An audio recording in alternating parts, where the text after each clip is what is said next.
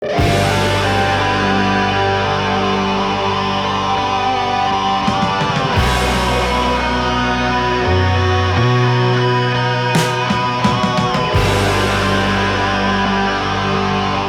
like Beck. Nobody's like Page. Nobody's like Clapton. Nobody's like Hendrix. Nobody's like Eddie. Nobody's like Ronson. He was one of my guitar heroes before I was involved in making pedals, designing, anything like that. And he has an undeniable tone that's unique. He served the song, and he's still a rock star, and he's still up there playing his ass off. Much like the string arrangements that he did, he's got an ear for melody. And a lot of his solos are melodic, not just licks. And he did all those amazing albums, Man Who Sold the World, Hunky Dory, Ziggy Stardust, The Laden Sane.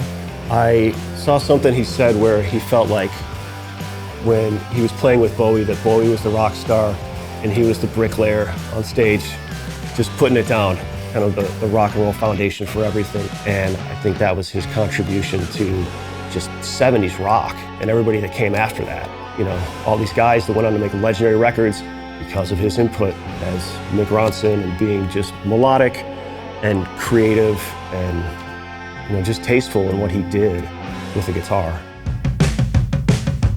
I used to record jingles, commercials, as an engineer, right? I was learning how to record. But while I was doing that, I was still in the Payolas. And we did the first album with Ronson while I was still working as an engineer.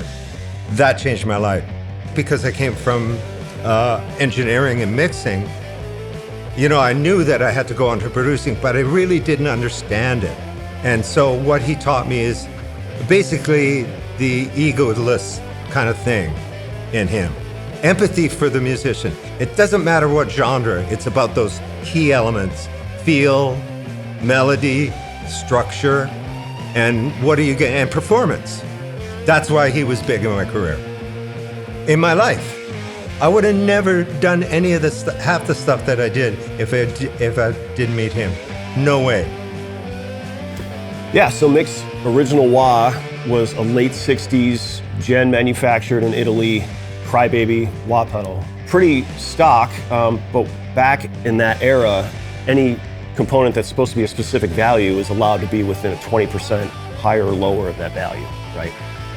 Doesn't seem like a big deal, but when you're dealing with a wah pedal, it's something that's filtering EQ, small difference in certain components can be a pretty noticeable difference in the tone of the pedal.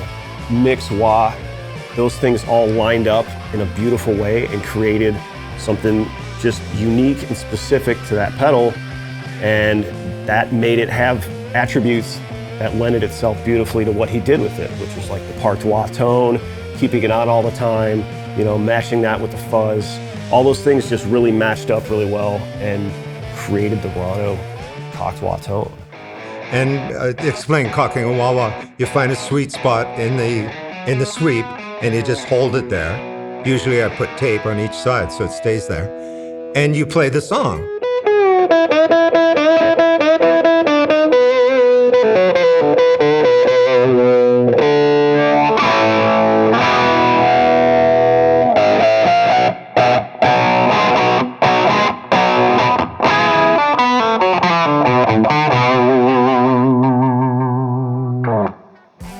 Bob Rock and Mick had a long professional career together, working together in production. And when Mick passed, his daughter Lisa gifted the Crybaby to Bob. And Bob continued to use it on recordings and everything in the studio since 1991 or early 90s when he got it from his daughter. When I got a hold of the wah-wah pedal, you know, and I probably maybe have 12 wah-wahs. You know, all the Italian Voxes, early Crybabys, I have them all. So I just went through them all and it sounded the best. You know, I just went, people should get this wah-wah pedal because it's very interesting and it's got a sound to it. And so I don't want to get paid for this. I want it to all go to Lisa, his daughter. And he approached Dunlop eventually, and this is probably about 10 years ago, saying, hey, there's something unique about this. Obviously there was. Can you recreate this classic, important piece of rock and roll history.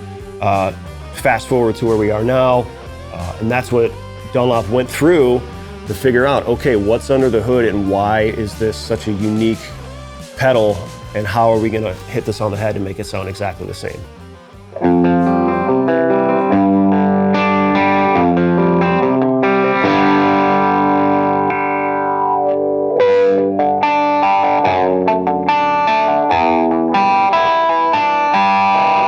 Most people familiar with wahs will tell you the parts that kind of have a heavy hand in the tone of it are the inductor and the sweep of the potentiometer. And those were the two biggies with Rono's wah that they went in and measured everything and got an exact readout of what these parts are doing. When it came down to the inductor, it was a red Fizzell, but again, those measurements can be, kind of across the board. So they measured that specifically, recreated that, from scratch, making a custom inductor for this. The pot had a really unique taper on it, okay? The resistance of it ramped up a lot quicker than a standard crybaby taper on a pot. So they went through and creating the custom potentiometer so that basically your resonant peaks of the wah, they're not as sharp, and it gives you more control over kind of the mid-range, the more vocal part of the wah pedal.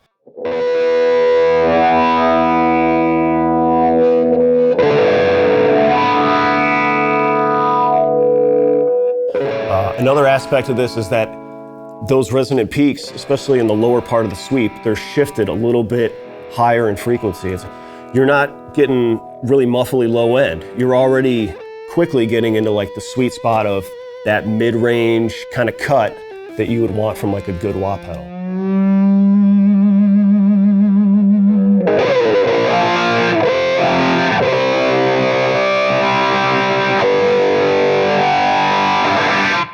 We kept honing it, by ear, and I had the real one there, so I compare them.